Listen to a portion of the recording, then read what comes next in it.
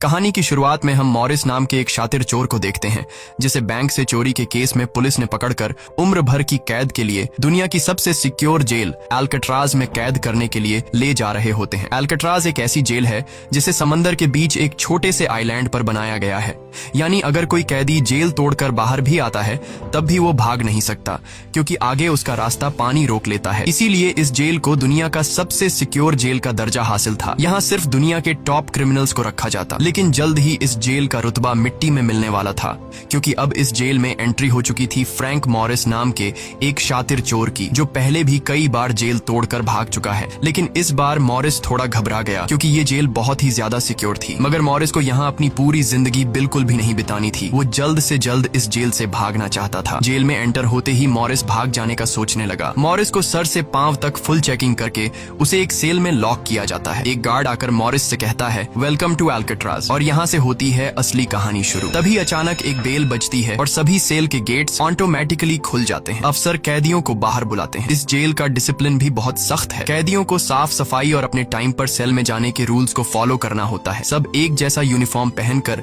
Line में breakfast खाने आ जाते हैं। मॉरिस के सामने लिटमस नाम का एक कैदी होता है। मॉरिस पूछता है कि मुझे तो कांटा ही नहीं मिला, अब मैं नूडल्स कैसे खाऊंगा। लिटमस उसे कहता है, अबे ये तेरा घर नहीं है, जो तुझे मिला है उसे चुपचाप खा ले। तभी वुल्फ नाम का एक खतरनाक कैदी मॉरिस को चिढ़ाने लग जाता है। वुल्फ से जेल में हर एक कैदी तंग था। वो यहाँ हर एक कैदी पर अपनी मनमानी चलाता था और उस पर बलात्कार के ढेर सारे केस भी हैं। इस जेल में एक से बढ़कर एक खतरनाक कैदी रखे जाते हैं। यहाँ लिटमस मॉरिस से थोड़ा खाना मांगता है और इस दौरान मॉरिस उसे अपनी प्लेट दे देता है। जब मॉरिस टेबल के नीचे से देखता है तो उसे पता चलता है कि लिटमस खुद खाना नहीं खा रहा बल्कि वो चूहे को दे रहा है। रात को एक गार्ड मॉरिस को वार्डन के पास लेके जाता है। जब मॉरिस वार्डन के ऑफिस में पहुंचता है तो वार्डन मॉरिस से कहता है कि मैं जानता हूं कि तुम बहुत ही शार्प माइंड हो और बहुत इंटेलिजेंट भी हो, लेकिन वो सब यहाँ किस काम का, क्योंकि तुम्हारे जैसे यहाँ कितने आए और गए पर यहाँ से कोई बच नहीं पाया। यहाँ कैदी बहुत ही स्ट्रिक्ट रूल्स फॉलो करते हैं। 2 महीने में एक बार ही कोई तुमसे मिलने आ सकता है और वो भी तब अगर मेरा मूड अच्छा हो। वार्डन बहुत ही सख्त इंसान है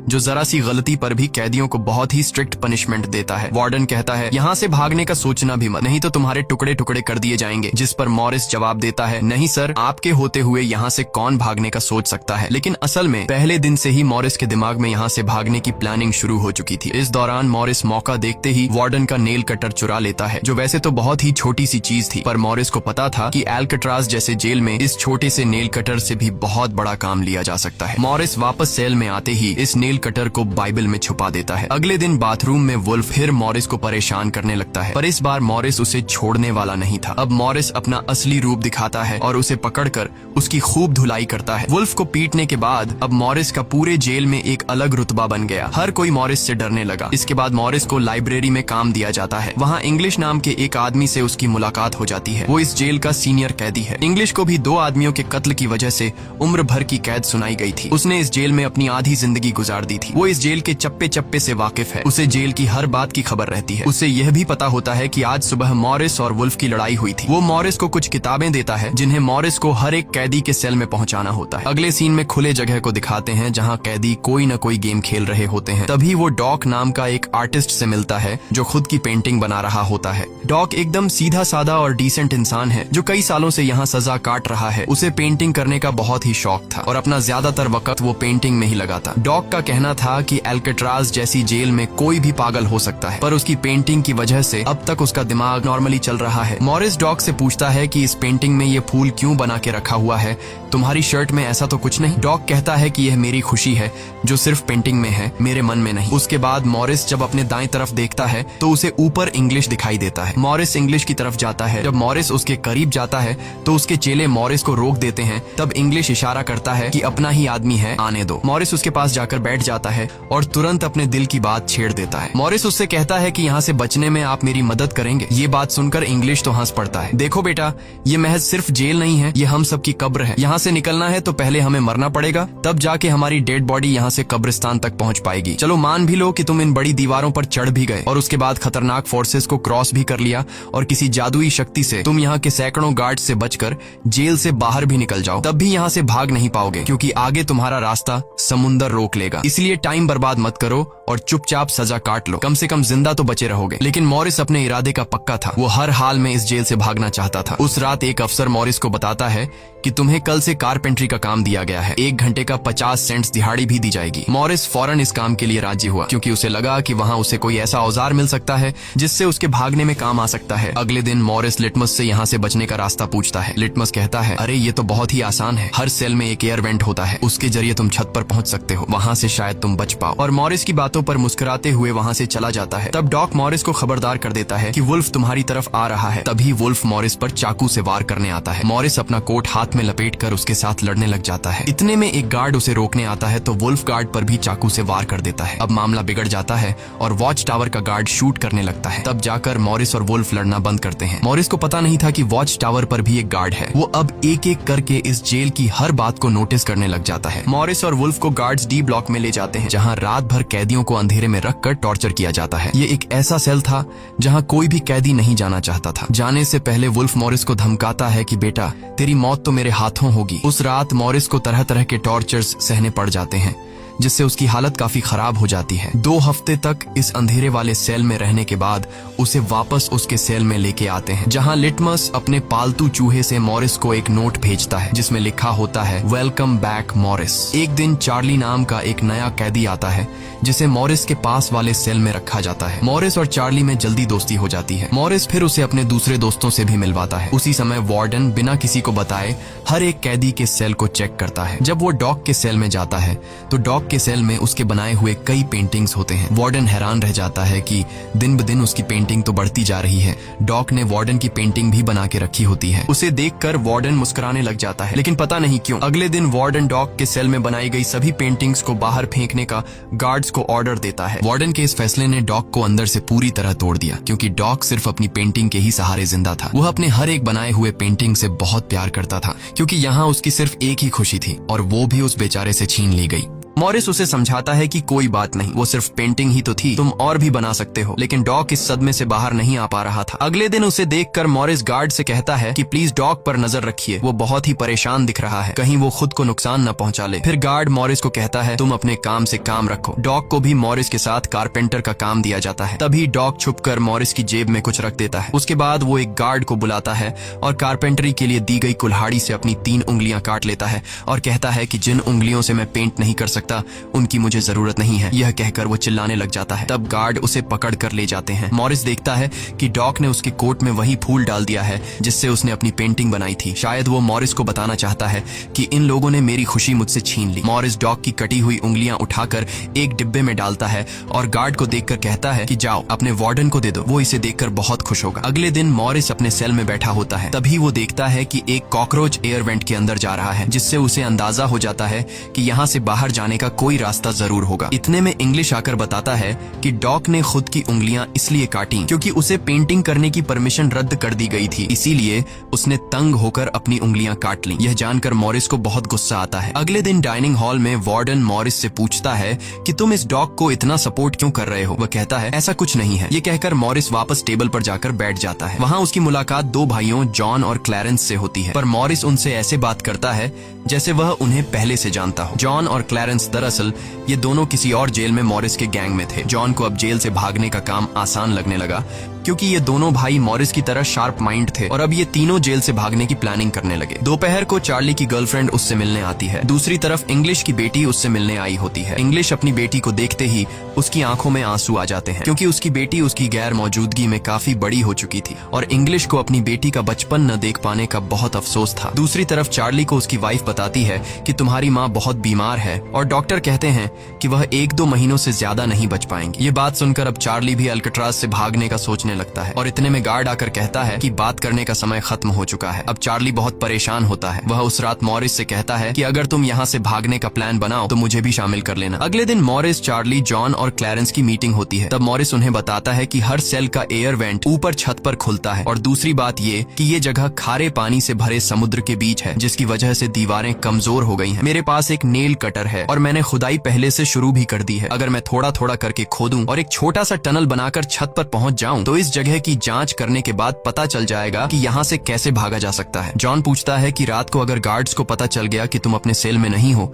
तो उन्हें शक नहीं होगा क्या? तभी क्लैरेंस बताता है कि इस मसले का हल मेरे पास है। वो कहता है कि यहाँ मेरे पहचान का एक बार्बर है जो कैदियों के बाल काटता है। वह हमें बाल सप्लाई कर सकता है और उसे यूज करके हम एक डमी हेड बनाकर उसे बेड पर लिटा देंगे, जिसके बाद अगर हम दीवार की सुरंग से निकलकर ऊपर छत पर भी होंगे तब गार्ड्स को शक नहीं होगा, क्योंकि हमारे सेल के बेड पर नकली सिर रखे होंगे। पर बात अभी भी वहीं अटकी हुई थी कि जेल से तो निकल जाएंगे लेकिन समुद्र का पानी कैसे पार करेंगे। मॉरिस जॉन से कहता है, देखो इसमें मुझे तुम्हारी मदद की जरूरत पड़ेगी। तुम तो क्लोजिंग डिपार्टमेंट में काम करते हो, वहाँ तुम्हें उन पुलिस अफसरों के लिए बनाए गए रेनकोट्स मिल जाएंगे, तो तुम कुछ रेनकोट्स चुरा कर मुझे दे देना। हम उससे एक ट्यूब बोट और लाइफ जैकेट बनाकर समुद्र को पार कर सकते हैं। यहाँ चार्ली कहता है, भाई मुझे भी कोई काम दो, मैं भी तुम लोगों की मदद करना चाहता हूँ। मॉरिस चार्ली से कहता है कि जब मैं वेंटिलेशन की जाली खोदूं तो तुम पहरा देना ताकि कोई गार्ड हमें देख न ले, और जब तुम खोदोगे तब मैं पहरा दूंगा। मॉरिस का प्लान सभी को पसंद आता है और उसी रात में काम शुरू कर देते हैं, लेकिन दीवार खोदने के लिए नेल कटर बहुत छोटा था, जिसे चलाने में मॉरिस को बहुत जोर लगाना पड़ता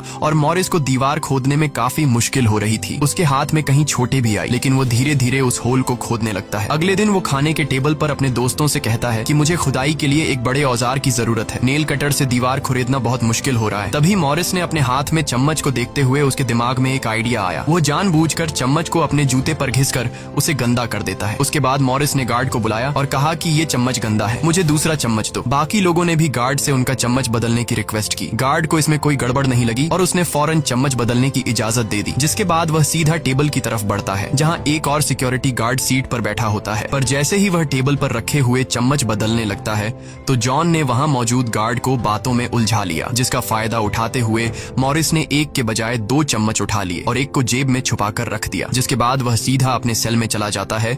रात को इंग्लिश उसे बुक देने आता है तो मॉरिस पूछता है कि क्या यहाँ पर वेल्डिंग करने वाला कोई इक्विपमेंट मिलेगा। इंग्लिश समझ जाता है कि मॉरिस के सिर पर अब भी जेल से भाग निकलने का भूत सवार है। वह कहता है कि मैं तुम्हें पहले भी बता चुका हूँ कि तुम्हारी कोशिश बेकार हो जाएगी, क्योंकि तुम पकड़े जाओगे और शायद अपनी जान भी गंवा दोगे। इतने सालों में मुझे कभी भागने का ख्याल नहीं आया, क्योंकि मैं जानता हूँ ये इम्पॉसिबल है, लेकिन तुम जिद्दी हो तो मैं क्या कर सकता हूँ, करो कोशिश। लेकिन मॉरिस को उसकी वार्निंग का कोई फर्क नहीं पड़ता। वह अगले दिन लिटमस से माचिस मांगता है और कहता है कि अगर आप मेरी मदद करेंगे तो मैं आपके चूहे को अपने हिस्से का खाना हर रोज दूंगा। लिटमस खुश होकर ये डील मान जाता है, क्योंकि लिटमस को चूहा बहुत पसंद था। उसी रात लिटमस मॉरिस को अपने माचिस पास कराता है। मॉरिस नेल कटर के एक हैंडल को निकालता है जिससे वह एक छोटा सा बेलचा बनाने जा रहा होता है। फिर वह चम्मच को तोड़कर नेल कटर की हैंडल से जोड़ लेता है। फिर माचिस चलाकर दोनों को अच्छी तरह से वेल्ड करके एक नुकीला औजार तैयार कर लेता है। बस फिर क्या था, वो वेंट के चारों ओर खुदाई शुरू करता है। चार्ली पहरा देता है। अगर कोई गार्ड उस तरफ आया तो वह तुरंत सीटी मारकर मॉरिस को सिग्नल देगा, पर पहरा देते देते चार्ली की आंख लग जाती है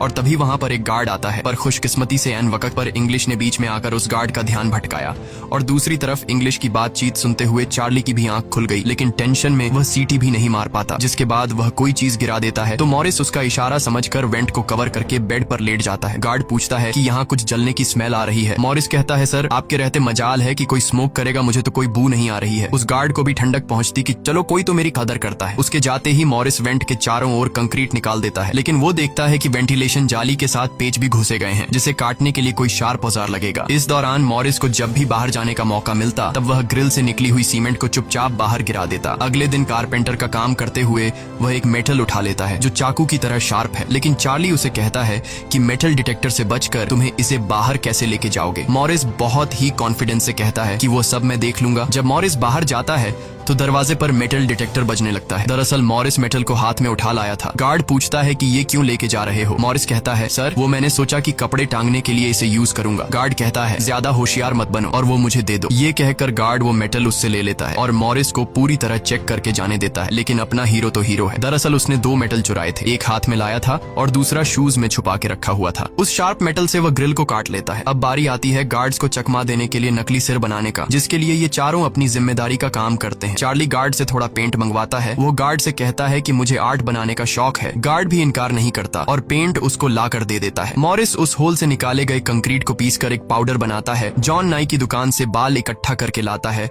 और क्लैरेंस लाइब्रेरी से पुरानी किताबें इकट्ठा कर लेता है। सारा सामान इकट्ठा होने के बाद मॉरिस पानी और पुराने मैगजीन का इस्तेमाल करके एक डमी सिर बनाने लगता है, जिसके ऊपर पेंट और नकली बाल लगाकर बिल्कुल रियल दिखने वाला एक नकली सिर तैयार कर लेता है। साथ ही साथ मॉरिस ने अपने प्लान को और मजबूत करने के लिए नकली कार्डबोर्ड बनाए जिससे कोई शक नहीं कर पाएगा कि सामने की दीवार में किसी ने सुरंग बनाई है। एक रात मॉरिस ने अकेले ही ऊपर जाने का फैसला किया, जिसके लिए उसने अपनी बनाई गई नकली खोपड़ी को बेड पर रखा और उसे गर्दन तक कंबल से ढक लिया। जिसके बाद वह नकली कार्डबोर्ड लेकर सुरंग से बाहर निकल आता है। वहाँ मॉरिस पाइप्स को पकड़कर धीरे धीरे ऊपर छत पर चढ़ जाता है। दूसरी तरफ चार्ली बाहर पहरा दे रहा होता है। छत पर पहुंचने के बाद मॉरिस देखता है कि वहाँ ऊपर एक लोहे का ग्रिल है जिस तक वह कूद कर भी नहीं पहुंच पाता। इसी बीच एक गार्ड आता है और चार्ली से पूछता है कि इतनी देर रात तक तुम पेंट क्यों कर रहे हो और तुम्हारा दोस्त मॉरिस आज इतनी जल्दी क्यों सो गया। चार्ली कहता है कि जी सर, आज मॉरिस कारपेंट्री का काम करते हुए थक गया था, इसलिए वह जल्दी सो गया। तभी अचानक गार्ड के हाथ से उसकी लाठी नीचे गिर जाती है। उसे उठाते हुए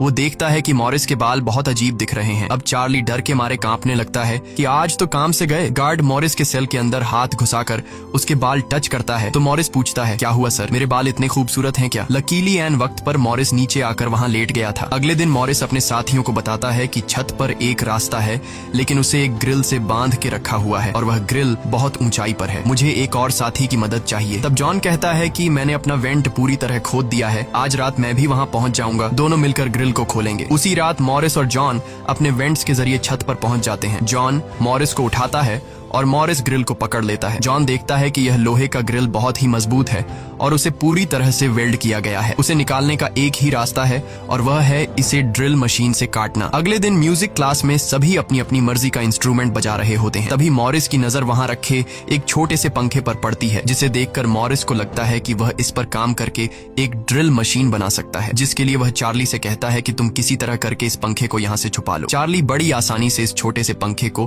अपने इंस्ट्रूमेंट बॉक्स में छुपाकर रख देता है। जब चार्ली बाहर आता है तो गार्ड्स उसके इंस्ट्रूमेंट बॉक्स को चेक भी करते हैं, लेकिन उन्हें पंखा नहीं नजर आता और चार्ली को जाने दिया जाता है। वह पंखा जैसे ही मॉरिस के हाथ लगता है तो मॉरिस उस पर काम करना शुरू कर देता है और कई घंटों बाद मॉरिस उस पंखे से एक ड्रिल मशीन तैयार कर लेता है। उस रात मॉरिस और चार्ली छत पर चढ़कर उस लोहे की रोड को ड्रिल मशीन से काटने लग जाते हैं। ड्रिल मशीन की आवाज काफी तेज थी, जो कि ड्रिल की आवाज को सुनकर गार्ड्स ऊपर आने लगते हैं, लेकिन तब तक मॉरिस ग्रिल का एक रोड काट देता है और ड्रिलिंग की आवाज बंद हो जाती है। ड्रिल की आवाज बंद होने के बाद गार्ड उसे नजरअंदाज करके वापस चला जाता है। अब इन चारों ने भागने के लिए अपने सभी रास्ते खोल दिए थे, जिसके बाद वह मंगलवार की रात को दुनिया की सबसे सिक्योर जेल अल्काट्राज से भागने वाले थे, जिससे आज तक कोई भी नहीं भाग पाया था। अगले दिन फिर उनकी मीटिंग होती है और वह भी मूवी हॉल में, जहां सब मूवी देख रहे होते हैं। मूवी की आवाज के बीच मॉरिस जॉन और क्लैरेंस से पूछता है कि क्या तुम्हारा वेंट तैयार हुआ है और उन रेनकोट्स का क्या हुआ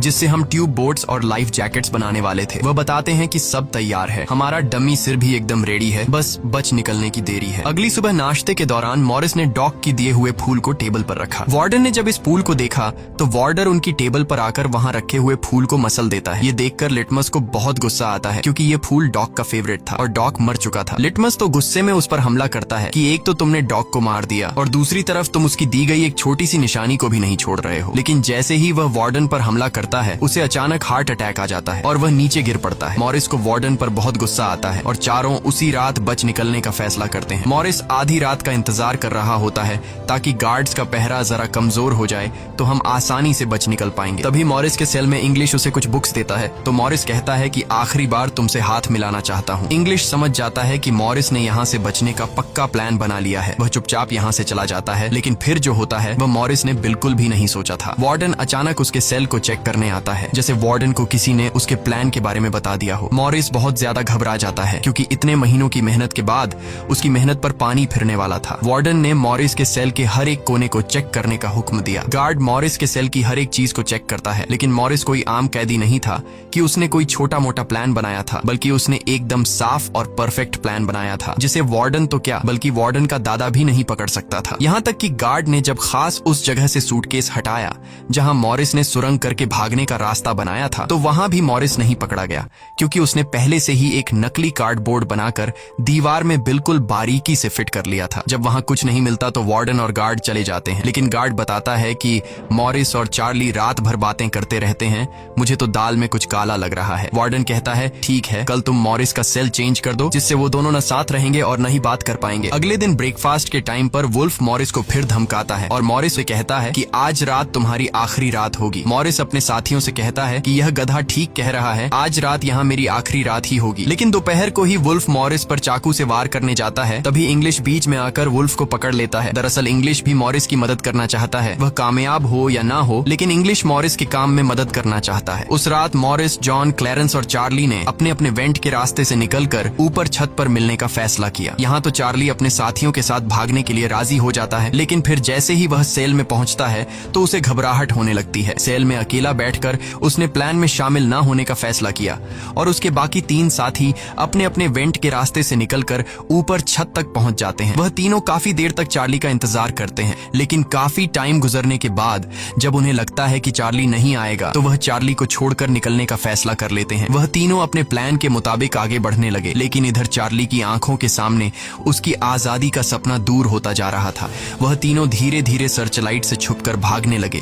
इस तरह से वह छुप छुप कर बिल्डिंग के एंड पर पहुंच जाते हैं। तभी सेल में बैठे चार्ली के दिल में जोश आता है और वह भी भागने का इरादा कर लेता है। वह अपने वेंट के रास्ते से निकलकर ऊपर छत तक पहुंच जाता है, लेकिन अब बहुत देर हो चुकी थी क्योंकि वह अकेला वहां ऊपर के उस दरवाजे तक नहीं पहुंच पा रहा था। यानी उसने अपनी आजादी का मौका डर की वजह से गंवा दिया। दूसरी तरफ वह तीनों छत पर पाइप से लटक कर नीचे जमीन पर आ जाते हैं और टावर में बैठे सिक्योरिटी गार्ड की नजरों से बचते हुए जेल की आखिरी दीवार तक पहुंच जाते हैं। और फिर वह तीनों बारी बारी उस फेंस की दीवार पर चढ़कर जेल से बाहर निकल आते हैं। अब वह तीनों तेजी से दौड़ते हुए समंदर के किनारे आ गए। फिर वह तीनों रेनकोट को निकालकर उसमें मुंह के जरिए हवा भरने लग जाते हैं। मुंह से भरने में उन्हें काफी टाइम लग रहा था, लेकिन इसके अलावा उनके पास कोई दूसरा रास्ता नहीं था। इसीलिए वह तीनों अपनी पूरी जान लगाकर जैसे तैसे करके रेनकोट से बनी ट्यूब बोट को आखिरकार फुला देते हैं और बोट को पानी में डाल देते हैं। इस तरह से यह तीनों अल्काट्राज के रुतबे को मट्टी में मिलाते हुए भाग जाते हैं। अगली सुबह एक गार्ड हर सेल को चेक कर रहा होता है। शुरुआत में गार्ड को सब कुछ नॉर्मल दिखाई देता है,